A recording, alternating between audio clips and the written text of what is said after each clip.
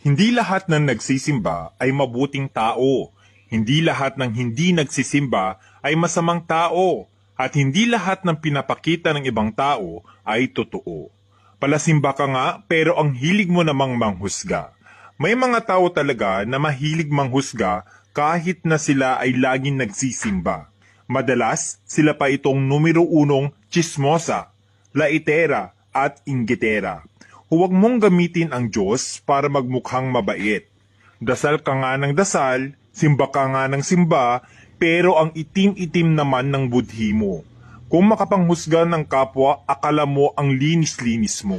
Kaya lagi mong tatandaan, mas mainam na yung di ka nga masyadong nagsisimba, pero tahimik at maayos na sumasampalataya, kesa yung panay nga ang simba at naglilingkod pa sa simbahan o kapilya, pero ang hilig manghusga ng kapwa.